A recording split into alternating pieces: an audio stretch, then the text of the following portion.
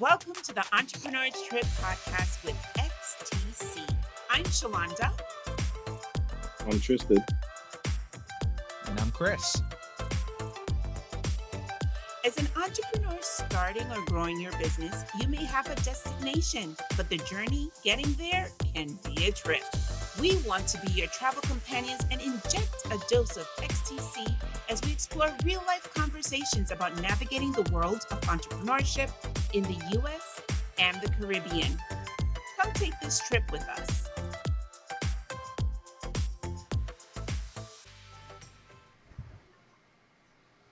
Hello, trippers.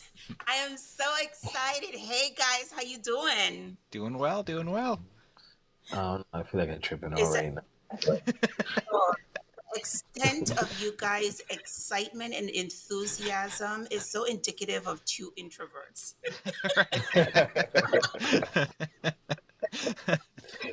Don't worry, I'm an imposter extrovert. I put on this mask when it's time for me to engage and communicate with other people. But that's really what we're talking about in this episode.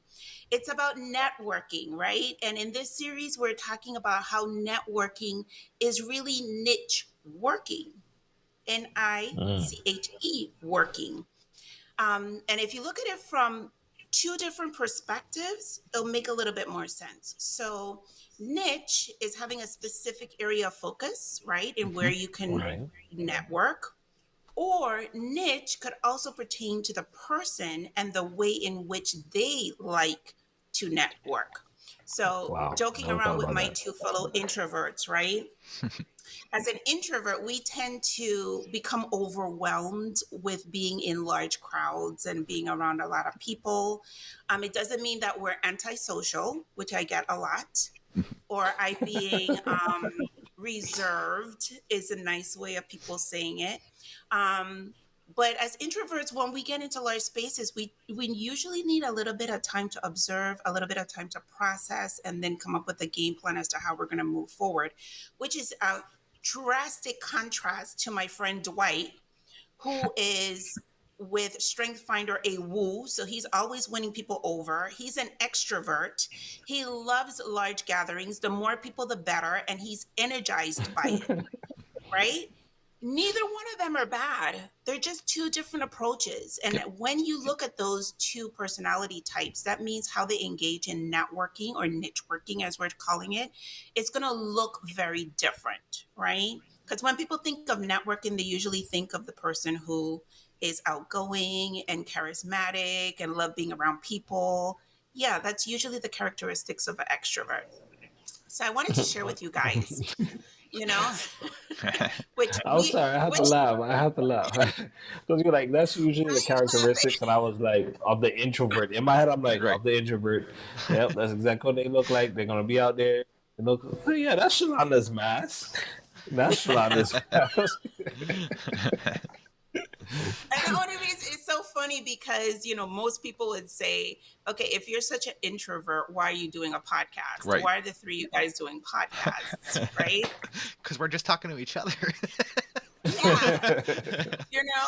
Like what we said in the last, what I said in the last episode, if I think of all the people who are listening, I might just shut down for a second, but we're not going to go there. I'm just having a conversation with my bros, right? Exactly. And so we hope to impart some really good information to folks, particularly entrepreneurs. But when we think of networking, did you know that over 80% of jobs are found through networking and not necessarily based on what is posted?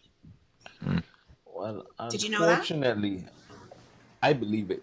And the reason why is Chris, because we live in the Virgin Islands, and as of right now, it'll be a lot of ain't what you know is who you know, aka your network. So I could believe that 80%. And I will tell you, it's not just in the Virgin Islands. It's not just in the Caribbean. It happens all over the world. Because the fact is, people like doing business with people that they like.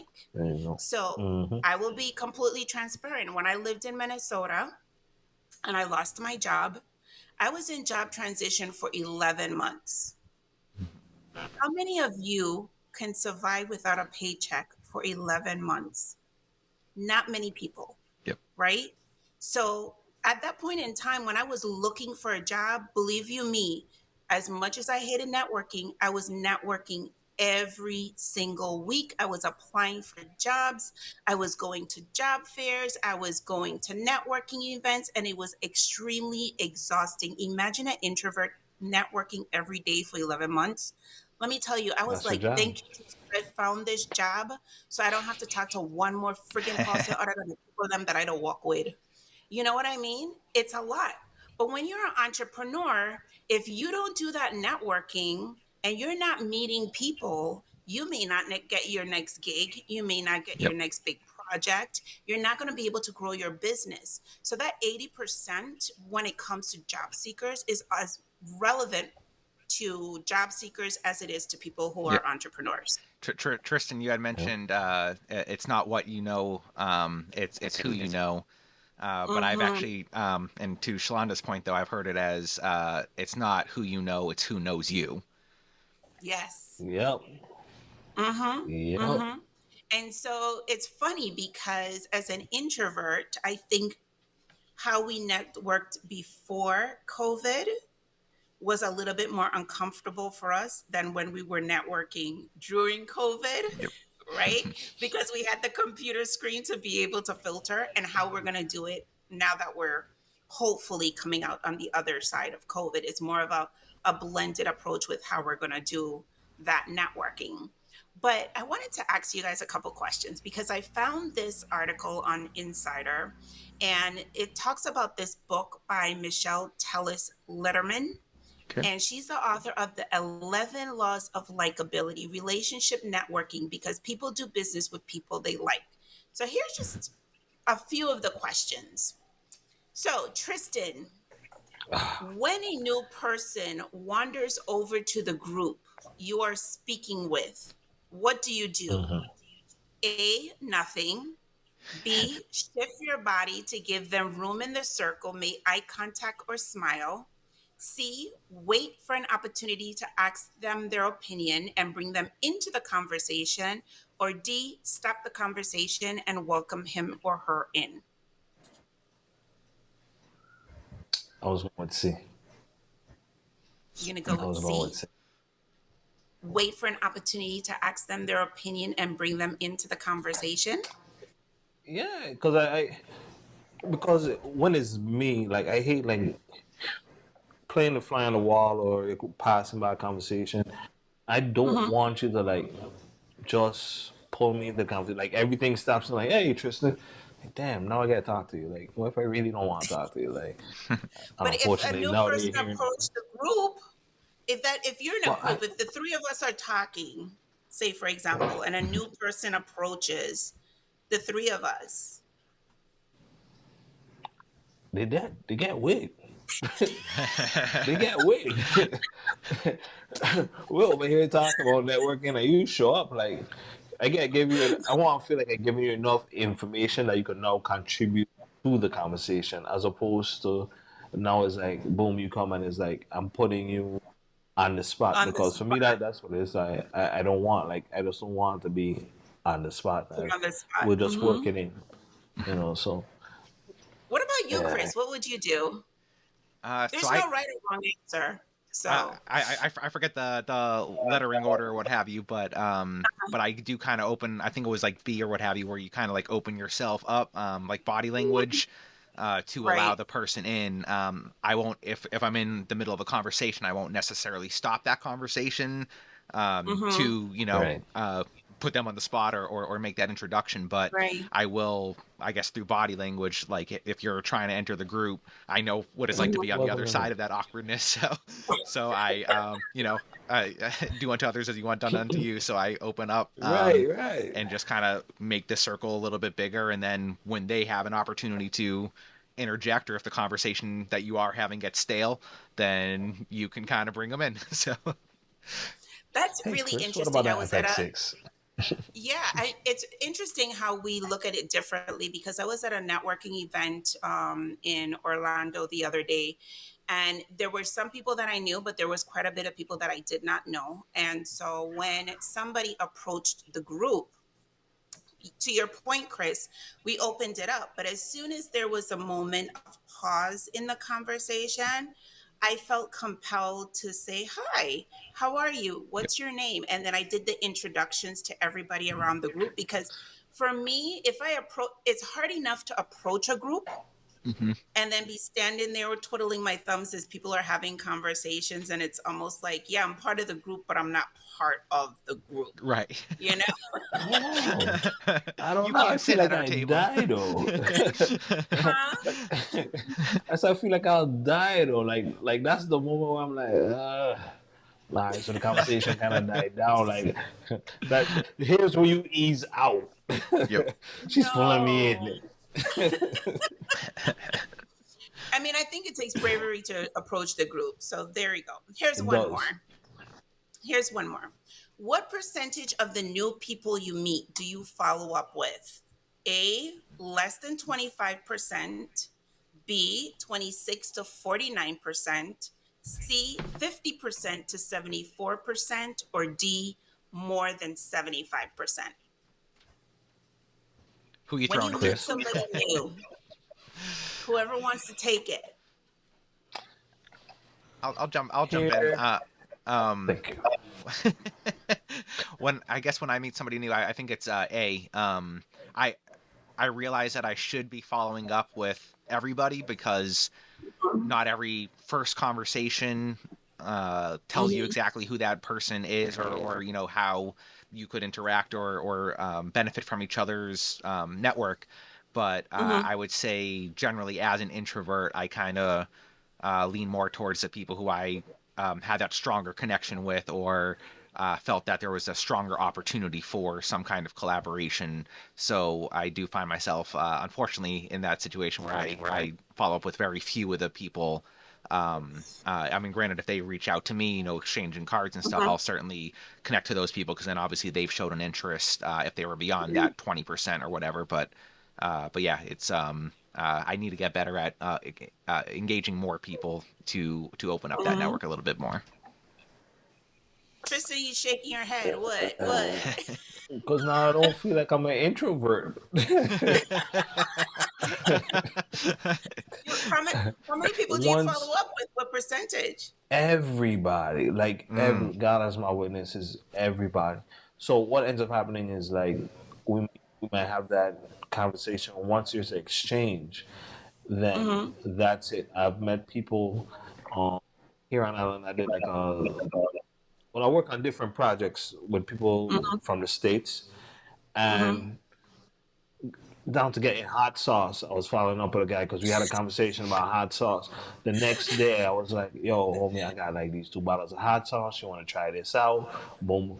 But like, that's just it. And I think it goes more based off of what we're talking about, like the business and just earning that Mm-hmm. bread. Like this is how we make our livelihood from these networks. So I guess that's how it is. I make myself stand out.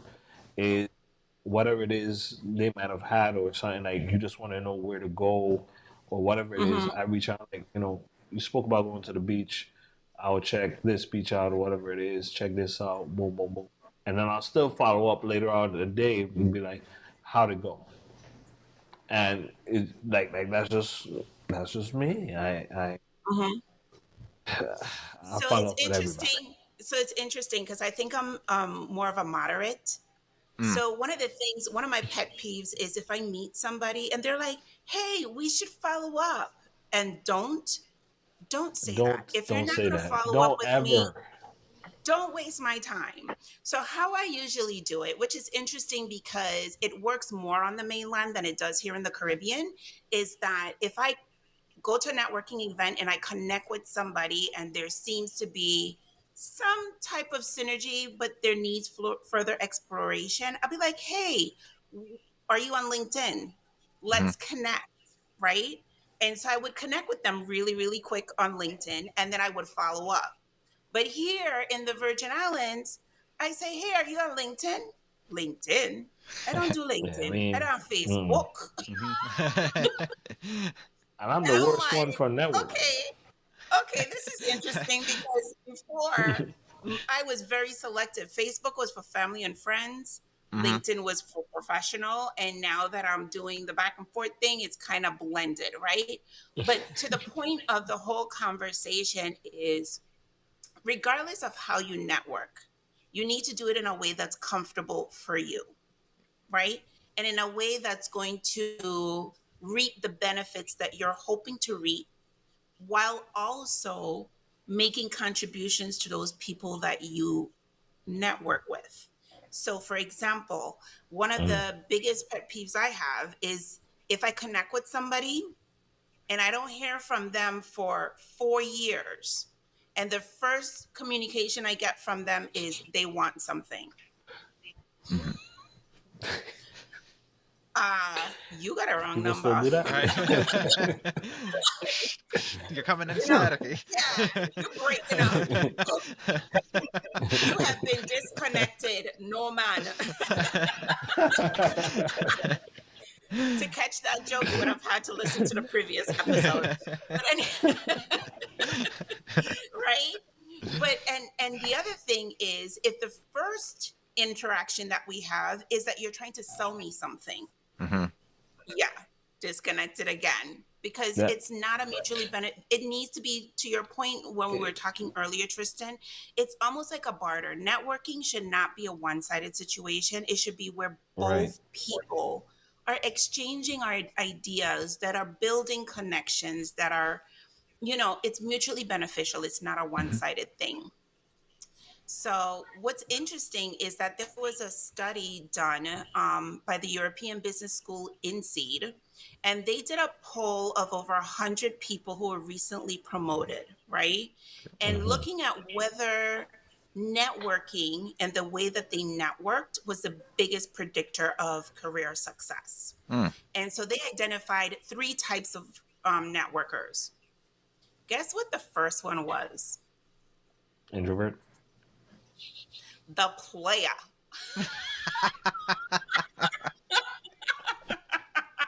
All right, Chris. Roll theme music. I'm about to walk out. Let's go.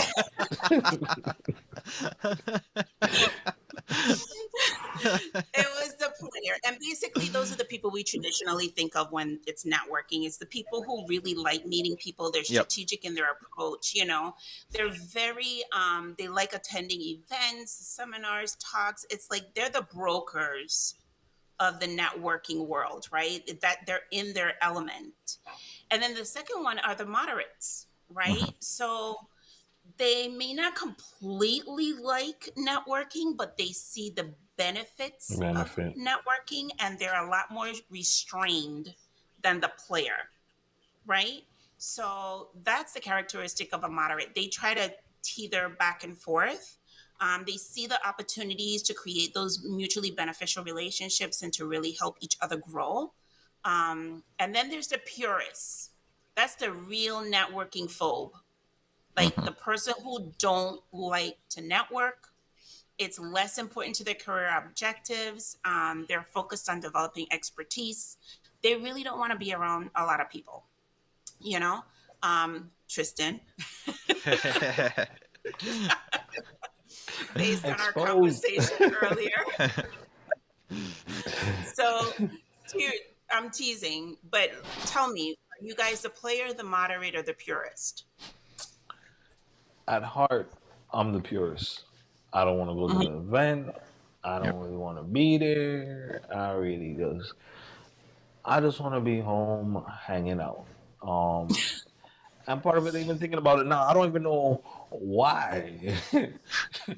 What it just has to be something that really interests me. But just going out to events and then you know what it is? I feel like it's show and tell. So you gotta show up. Then people expect you to speak to them. If you don't speak to some people, then it's like you rub them the wrong way by not saying hello. Oh, Chris is over there. Like, I know he saw me.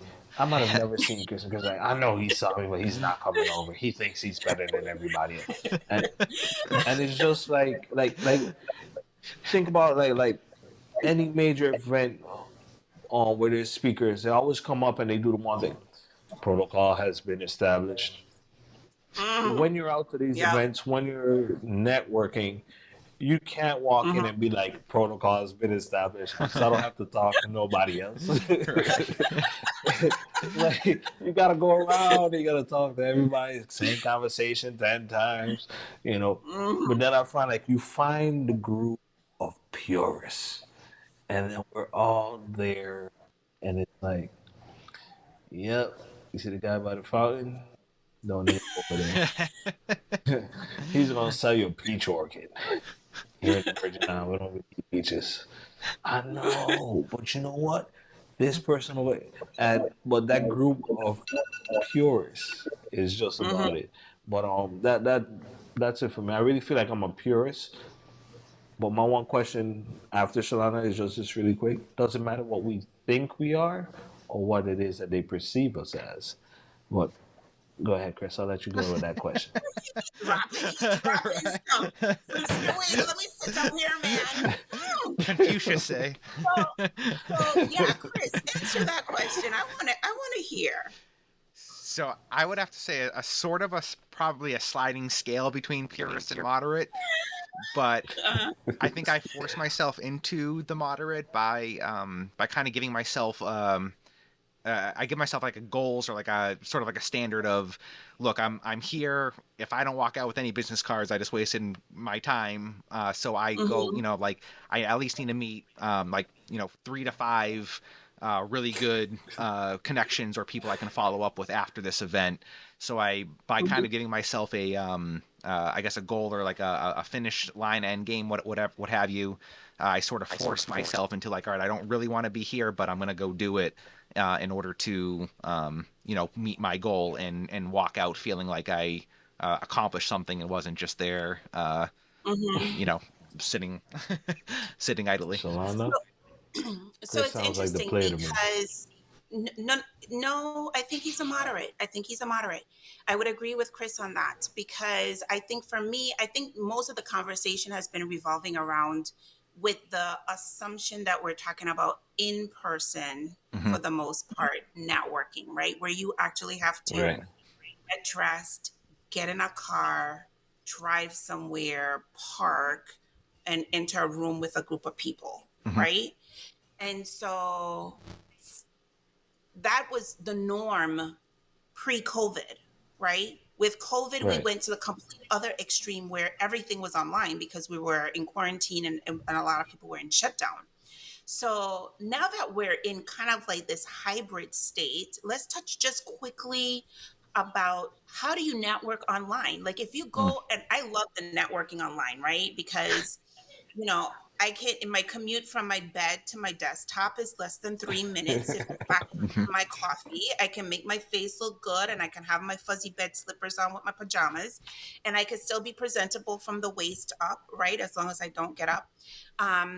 But when I enter into a online room, how do you connect with people one on one? Any tips for our listening audience? How do you determine who you reach out to if you reach out to someone when you're in an online platform? All right. So I do ridiculous things. So how does it go? You know, usually when you meet in person, you have a name tag and it says "I am," Mhm, and then you put your mhm. name. So what I would do is do stupid things like put board or put write your name upside down. Um, but I look for the people within the group that looks like they kind of have that quirk to them. So if I see somebody with a funny name, or you know what, realistically, let's do it as teams. I look for people that doesn't have their real name, because what ends up happening is that as parents, you sign into these PTA meetings and you're using the same computer that your kids are using. Uh-huh. So then I go into a group and I'm like, what? That's not that person's name. Oh, they got kids too. All right, so maybe Mhm. I just make that connection. That's how I do it. But that's I don't know if it's real networking. What about you, Chris? How do you navigate the online networking once you enter into like a big webinar or a meeting with multiple people that you may not know? So I That is kind of interesting question. So I think I sort of followed the lead of the player. um, so I'll insert Told you. myself into conversations, based on something that is of interest or that I know I can speak on, and then I think part of it is, if somebody else says something that's really interesting, I'll say, hey, I'd love to connect with you offline or what have you. Mm-hmm. A lot of it too is doing this podcast, and to do the I have something to say with Sami as well, and so Mm-hmm. she is usually the one finding a lot of the guests and inviting them on, but based on me just being in the background listening to their conversations, a lot of times I follow up with those people afterwards, based on things they said. So yeah, I mean, well, what I will say is I am by the time season 2 rolls around, I will be much more out there online and stuff, and on LinkedIn again.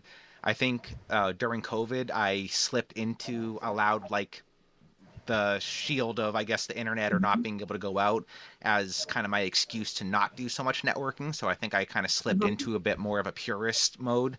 But Right. obviously that's only sustainable for so long. So I'm moving back up to the moderate and hopefully a online player soon.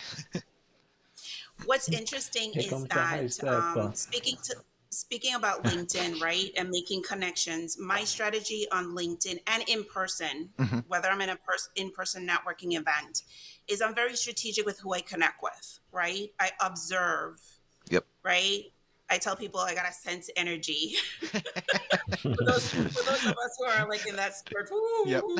I gotta sense the energy. I gotta, and then once I connect with that person, I did it in person.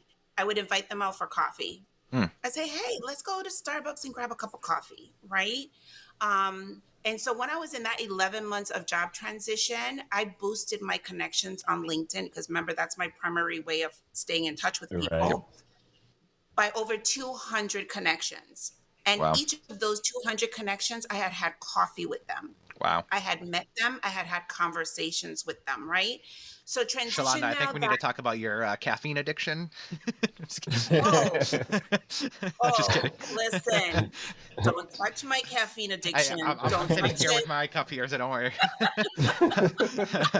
That is an off limit conversation. I'm projecting my insecurities on you. So. Okay, okay, good. I'm in This is good a company. horrible We're both network. caffeine addicts. But then you take that strategy into the online platform. Like during COVID, I think I connected with just about the same amount of people during COVID. Wow. Yeah, because let me give you an example. A lot of people were doing a lot of things online to keep people, engaged and stimulated. And Kelly Burton, Mm-hmm. Yep. Chris, she's a good friend of ours from out of Atlanta. She used to do Mondays with Kelly, Yep. right? And so when it started, it may have been about 20. By the time it was done, it was a couple hundred people that would be going on. Mm-hmm. And like you, I would follow the player. I watch the chat room, and if somebody's saying something that like resonated with me, I would respond to that person. Mm-hmm. But after a while, there were a couple of us that were continuously going to this Mondays with Kelly.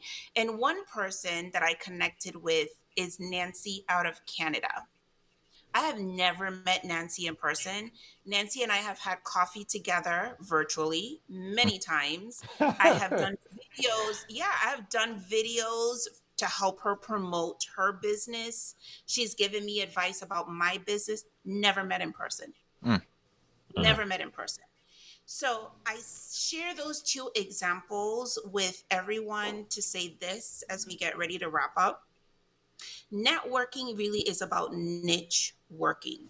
It's about figuring out the space or the niche that really aligns with your value roles and expectations and what it is that you're hoping to accomplish when you network, right?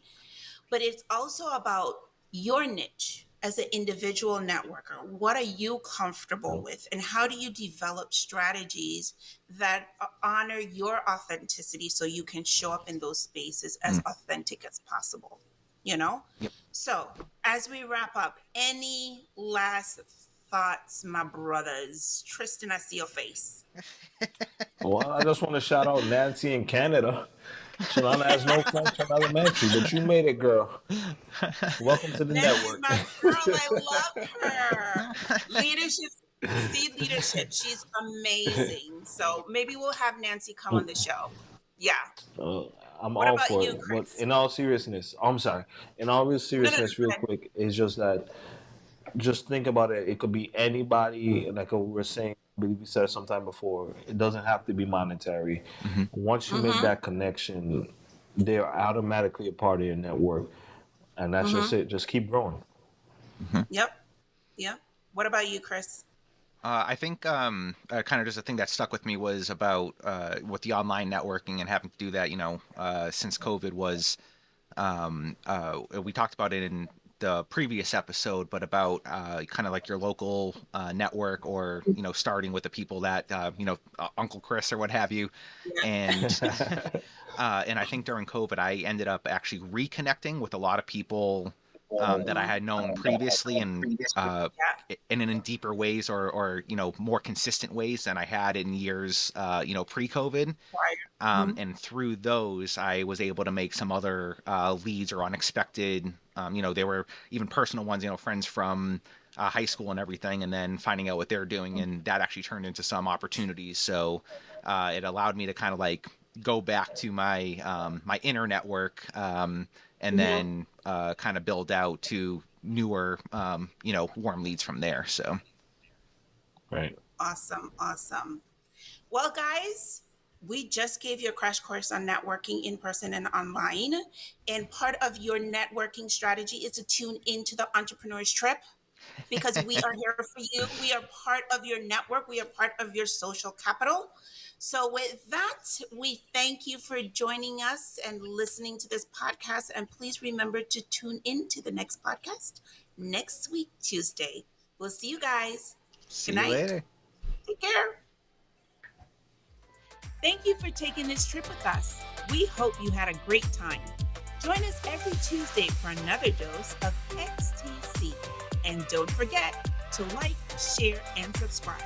Be sure to follow us on Facebook, Instagram, and visit us at theentrepreneursstrip.com for more entrepreneurship tips and trips. See you next time.